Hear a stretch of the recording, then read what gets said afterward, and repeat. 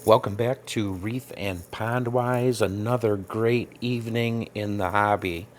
I had a comment about what is in my tank, what is in my reef tank.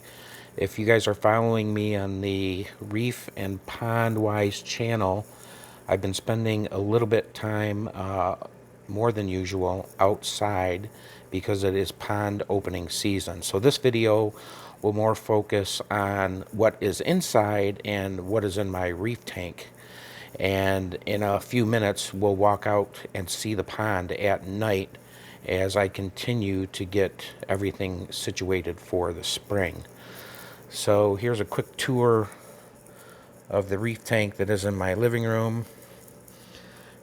I got a zoa garden that's growing pretty well down here. A couple of them are closed up. The one that's closed up there is a everlasting godstopper. But as you can see, I've got some pretty colorful zoas in the garden, some rostas. I've got some utter chaos, sunny D's, some King Midas, Halle Berries. I've always been a big fan of these pallies as well, and these polyps. And then moving to the right, I've got some mushrooms and a really pretty, I think it's a golden eyes chalice. And one of my favorites is the WCC Orange Crush, which was just one mushroom. Now it's 5. And then down here is absolutely one of my favorites, always has been. It's the Fireworks Clove Polyps.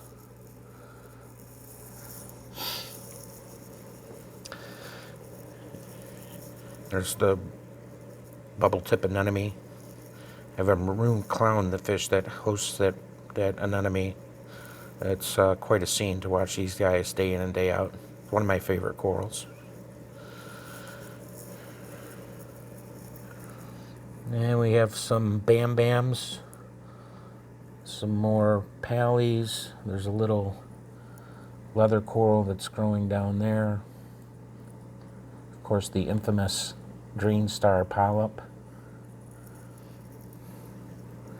But guys, this is a mixed reef tank, and I am a big fan of all kinds of different corals, as you can see. And I try to keep the Acropora up towards the top. And of course, for that, with the exception of that Greenstar polyp, but I do keep him trimmed, and I'll show you in a future video how I do that. Just absolutely love the toadstool. When I got that toadstool here about a year ago, he was the size of a penny. And right now, he's the size of a softball.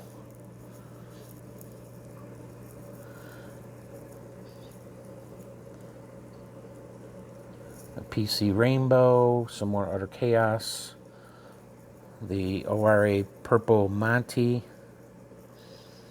And these are just, traditional, corals that a lot of collectors have in their tanks. There's nothing really special.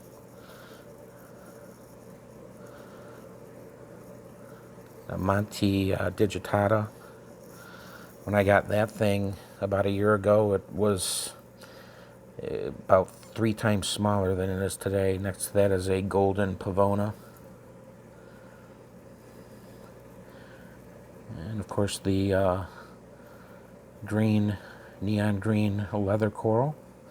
There's a potato chip coral there. A couple of acans. Another green plated Monty. And then I've got the green and blue Nana. And a couple that are growing back there. And then on the side of this rock, got a couple of stylos.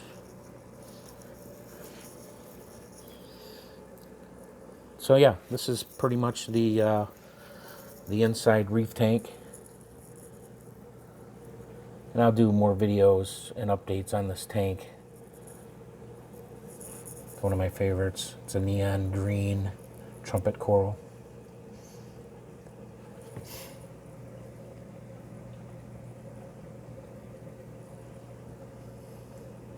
And another Greenstar polyp rock. That's a 4-color watermelon chalice. And I've got some Acropora. This one here is a really bright neon green, but he's not open at the moment. And I've got a pink one, a pink panther over there. But yeah, a lot of fun. This is just a beautiful tank. I don't think this camera is doing much justice for the color and or the setup, but we've got a lot of flow. I've got about 50 times the tank size in terms of flow per hour going through this tank. And yeah, I have the Castle A360X, one on this side and one on this side.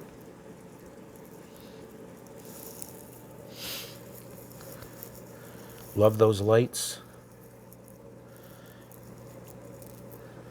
Now I've got the maroon fish in here that hosts that rose bubble tip anemone. And one of my favorites is this guy, the harlequin tusk. I mean, they say that this is a reef tank safe fish with caution. I've never had a problem. It's been a great fish. We got blue damsel. I've got a chromis, and then there's a fox face in here somewhere, and then you saw the big hippo tang that's also in here. So yeah, just want to give you guys a quick tour of the tank. And now we can walk outside and take a look at the pond now that I got the lights checked and ready to go. And then what I'll do is a tank tour on this in the next video, or an upcoming video. That is also a mixed reef tank, which is a 93-gallon cube. And then in that dark room over here, I've got 2 large freshwater tanks. So let's go take a look at the pond. Very excited. I've got a few more steps to go before it is officially opened for the spring. But as I was working out here today, I was able to check on my lights and get my lights going the first time this year. So I've got them on like a pink tone, but they change colors. There's blue, green, red, pink, yellow, orange, and then you can, change up your colors how you want. There's different patterns. I've got a couple of lights out on my bridge that are solar-based lights, so I'll have to replace a couple of batteries. And then it looks like I've got to make some adjustments on the actual light positioning underneath that waterfall over there. But it's coming along really good. Every year I try to get to everything within a 30 to 45 day period just to open up the pond, and I just now got to the point after a little more than 30 days to take a look at my lights, my wiring, and how I want to position these. So now that they're on at night, I can see what adjustments I need to make, and those will be forthcoming. So as I progress through the opening of this pond, I'll continue to post videos as to the progress. I also got my fountain going in the middle there. That helps circulate the water, provides oxygen for all the fish. So, yep, quick update, guys. And I will continue to provide these updates, and if you have any questions, leave them in the comments. And I'm really interested in understanding how you guys might open your pond. Leave it in the comment section below. Do you have a certain regimen that you go about when you open up your pond? Do you check for your wiring and your lights? How do you guys do your pond opening?